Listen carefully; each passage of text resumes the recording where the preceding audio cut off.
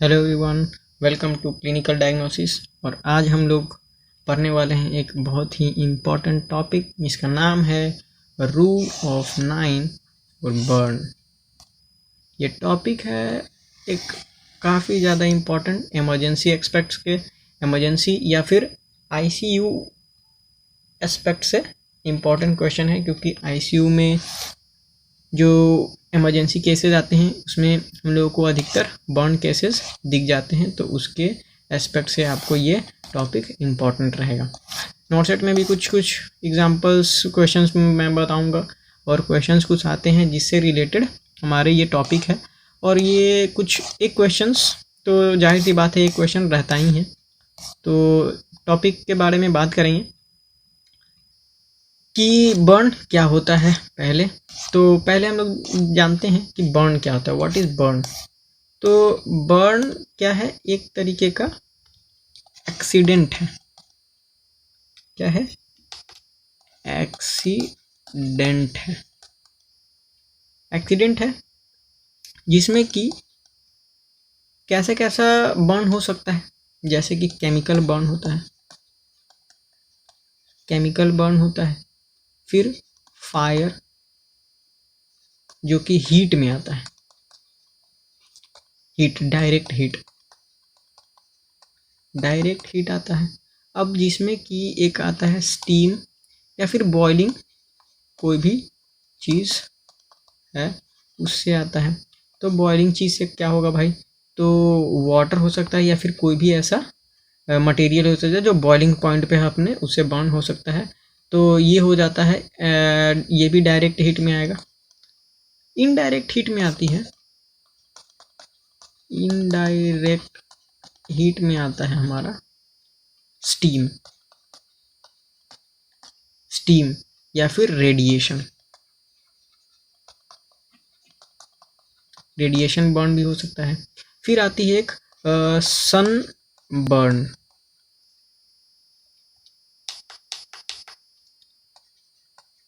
ये भी एक क्या है, बर्न में ही आता है। तो ये सारे बर्न है, टाइप्स हैं, और हम लोग खास करके पढ़ने वाले हैं रूल ऑफ 9, जो कि इस्तेमाल होता है यहाँ पर मैं आगे बताने वाला हूँ कि पार्शियल थिकनेस बर्न और फुल थिकनेस बर्न। तो आगे मैं बताऊँगा क्या होता है वो। तो बर्न का जो स्टेज है वो है सुपरफिशियल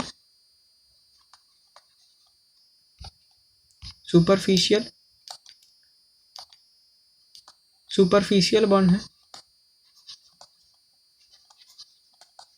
सुपरफिशियल यानी कि डर्मिस लेयर और एपिडर्मिस लेयर जो जलेगी। तो फिर आता है एक ये आएगा फर्स्ट डिग्री बर्न में, फिर सेकंड डिग्री बर्न है, फिर थर्ड डिग्री बर्न है।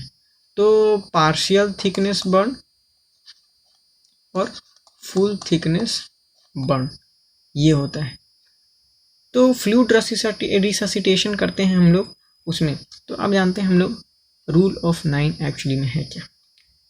तो हम लोग देखेंगे कि क्या है डेफिनेशन क्या है रूल ऑफ 9 का, कि इट इज़ अ क्राइटेरिया। क्या है? एक क्राइटेरिया है जो कि इस्तेमाल किया जाता है use in a burn patient to estimate the total body surface area, TBSA, किसके लिए? तो affected by partial thickness burn and full thickness burn, second degree burn and third degree burn में हम लोग इस्तेमाल करते हैं। तो ये है हमारा क्या डेफिनेशन ऑफ रूल ऑफ 9, यानी कि ऐसे पेशेंट में हम लोग टोटल बॉडी सरफेस एरिया कितना बर्न है वो देखेंगे, अगर पेशेंट जो है सेकेंड डिग्री बर्न के साथ आया है या फिर थर्ड डिग्री बर्न के साथ आया है तो। ठीक, अब हम लोग देखेंगे कि पर्पस क्या है, what is the purpose behind using this rule of 9 for burn patients. तो पर्पस क्या है? पहला पर्पस है कि help to guide the patient care, यानी कि हेल्थ केयर प्रोफेशनल्स को ये पता होगा इस रूल को इस्तेमाल करने के बाद कि पेशेंट का जो केयर है वो किस तरीके से करना है। कहने का मतलब है कि अगर पेशेंट माइल्ड है, यानी कि माइल्ड केस है, ज़्यादा बर्न नहीं है, सेकेंड डिग्री बर्न है लेकिन उतना ज़्यादा सीवियर नहीं है पेशेंट, तो कैसे करना है। अगर पेशेंट जो है ज़्यादा क्रिटिकल है, थर्ड डिग्री बर्न के साथ है, फुल थिकनेस बर्न है, केमिकल बर्न है या फिर कोई भी डायरेक्ट हिट बर्न है तो उसकी वजह से क्या होगा, क्या एस्टिमेशन करेंगे हम लोग किस चीज़ के पेशेंट को इंटरवेंशन कैसे कैसे देना है, ये चीज़ें हम लोगों को पता चलेंगी। दूसरा क्या है कि estimate the fluid resuscitation. Fluid resuscitation यानी कि हमारे जो पेशेंट होते हैं बर्न के, उनमें सबसे ज़्यादा जो है इलेक्ट्रोलाइट इम्बैलेंस होता है और प्लस हाइपोवॉलेमिक शॉक या फिर सेप्टिक शॉक में पेशेंट जल्दी डिक्लाइन हो जाता है। तो उसमें क्या है कि हम लोगों को ये जो रूल ऑफ 9 है ये बताएगा कि टोटल बर्न एरिया कितना है, उसके हिसाब से कुछ फार्मूलाज होते हैं। जैसे कि मैं एक एग्जांपल बताता हूँ, पार्कलैंड फार्मूला होता है, पार्कलैंड फार्मूला, जिसके तहत हम लोग क्या करते हैं, फ्लूइड को, ये आगे कुछ वीडियोस आएंगे जिसमें मैं बताऊंगा कि फ्लूइड को कैसे कैलकुलेट करते हैं, किस चीज़ के लिए, बर्न पेशेंट्स में, तो कैसे करेंगे वो चीज़ हो सकता है। उसके बाद फिर थर्ड है to help find it patient need referral, यानी कि अगर आपके पास हमारे या फिर कहीं किसी भी मेडिकल प्रोफेशनल्स के पास आता है एक पेशेंट जो कि बर्न के साथ है और उस पेशेंट को केयर देने का आपके पास फैसिलिटीज़ नहीं है, तो हम क्या करेंगे, उस पेशेंट को इसी रूल ऑफ 9 के तहत क्या करेंगे, असेस करेंगे कि कितना पेशेंट में बर्न एरिया है और उतना पेशेंट बर्न एरिया के साथ अगर हम अपने हेल्थ केयर फैसिलिटीज़ में उस पेशेंट का इलाज कर सकते हैं या नहीं, प्रॉपर इलाज कर सकते हैं या नहीं, तो ये हम लोगों को पता चलेगा, या फिर पेशेंट को रेफ़र करना है कहीं अच्छे अस्पताल में, तो ये हम लोगों को असेसमेंट से पता चल जाएगा। 3 चीज़ें पता चलेंगी, कैसे पेशेंट का कैसा केयर करना है, कितना फ्लूइड देना है और पेशेंट को रेफरल करना है या नहीं, या फिर हमारे हेल्थ केयर फैसिलिटी सेटिंग्स में वो पेशेंट ठीक हो जाएगा। अब हम लोग देखते हैं कि कैसे हम लोग कैलकुलेट करते हैं बर्न एरिया। ये फिगर आपको दिख रहा होगा, इस फिगर में हम लोगों के बॉडी पार्ट्स को इंडिकेट किया गया है, जिससे कि हर एक बॉडी पार्ट को एक पर्टिकुलर परसेंटेज दिया गया है जो कि इस्तेमाल होता है ऐड करने के लिए। ठीक है, हम लोग कैसे असेस करेंगे पेशेंट में कितना बर्न है, तो सबसे पहले हम लोग क्या करते हैं कि पेशेंट के बॉडी का पार्ट देखते हैं। तो कौन कौन से बॉडी पार्ट में हम लोगों को असेस करना होता है। पहला है हमारा कि हेड है, क्या है, हेड। तो हेड में हम लोग क्या देखेंगे, हेड है। फिर सेकंड में आ जाता है हमारा अपर लिम्ब,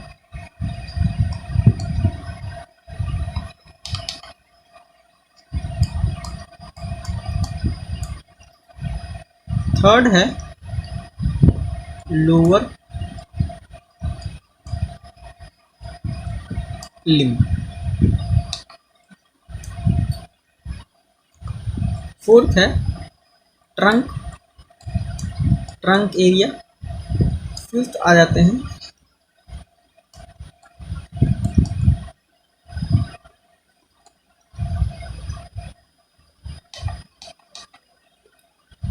जेनेटिव, ठीक है, यानी कि प्यूबिक रीजन। तो हेड जो है उसको हम लोग देखते हैं कि कितना सरफेस एरिया को हम लोग, तो हर एक सरफेस एरिया को यानी हर एक बॉडी पार्ट को एक अलग परसेंटेज प्रोवाइड किया गया है, उसी परसेंटेज को हम लोग ऐड करते जाते हैं, उससे हम लोगों को पता चलेगा कि कौन सा कितना परसेंटेज टोटल एरिया है हमारे बर्न पेशेंट। तो हेड को दिया गया है 9%, कितना दिया गया है, 9% दिया गया है, जिससे कि हम लोगों को पेशेंट का हम लोगों को क्या पता चलेगा, बर्न तो 9% है।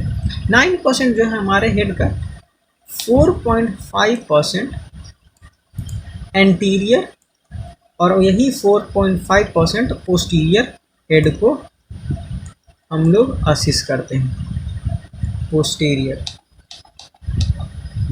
ठीक है, अब अपर लिम्ब क्या है, अपर लिम्ब यानी कि ईच अपर लिम्ब में हमारा 9% होता है, यानी कि उतना हम लोग को दिया गया है according to the 9% law rule each. अब इसमें भी है कि 4.5 एंटीरियर और 4.5 पोस्टीरियर, लेकिन 9.5 ईच है,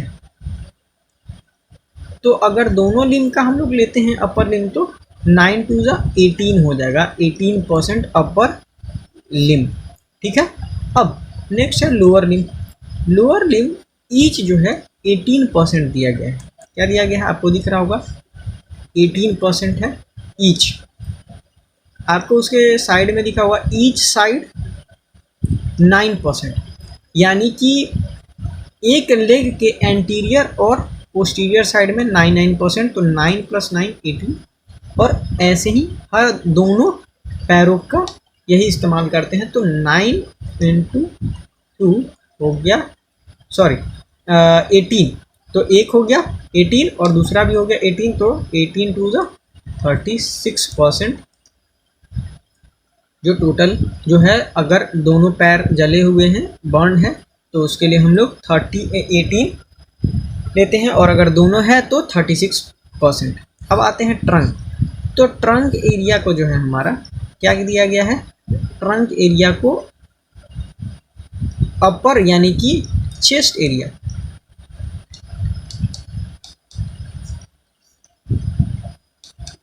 देखिए मैं इसको यहीं से इंडिकेट कर देता हूँ, चेस्ट एरिया और प्लस एक एब्डोमेन एरिया, चेस्ट और ये है एब्डोमेन एरिया। ठीक है। तो एब्डोमेन में हम लोग क्या कर देखते हैं कि एब्डोमेन एरिया जो है, एब्डोमेन एरिया में 18% है, सॉरी 18% है, और चेस्ट एरिया जो है 18% है। अब 18 है और 18 है। अगर हमारा पूछता है कि टोटल ट्रंक क्या है, ट्रंक टोटल क्या है, तो 36% बोलेंगे। लेकिन अपर और लोअर में बोल दिया, तो अगर अपर ट्रंक बोला जाए तो फ्रंट मतलब कि चेस्ट एरिया बोला जा रहा है, और लोअर बोला जा रहा है तो हमारा वही बोला जा रहा है। तो 36 होते हैं, तो वो चीज़ें आपको ध्यान में रखनी है।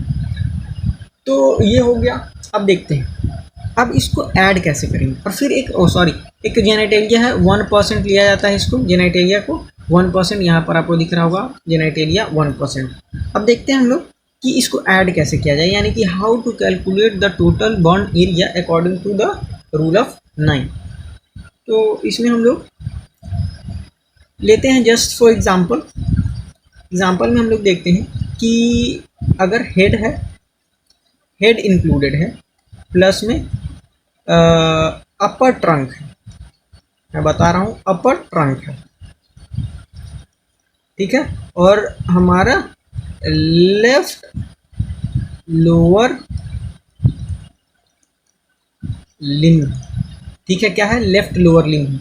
तो मैंने बताया हेड जो है 9%, अपर ट्रंक 18% और लोअर 1 लिम्ब बोला जा रहा है, लेफ्ट लिम्ब बोला जा रहा है सिर्फ, तो इसका 18%।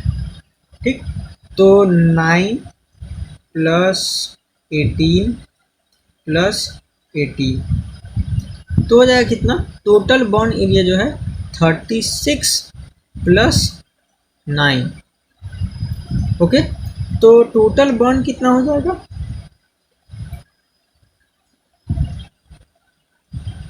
45। कितना हो जाएगा, 45% टोटल बर्न एरिया, 45% है बर्न। ठीक है। तो ये है हमारा रूल ऑफ 9, जिसको कि हम लोग कैलकुलेट करते हैं, और एक पेशेंट बर्न पेशेंट के टोटल बर्न एरिया कितना है बॉडी पर, उसको कैलकुलेट करते हैं। उसके हिसाब से हम लोग क्या इंटरवेंशन उसको देना चाहिए, ये हम लोग डिसाइड करते हैं मेडिकल हेल्थ केयर फैसिलिटीज़ में। Okay, so this is it for today. Thank you for joining the video and keep enjoying and keep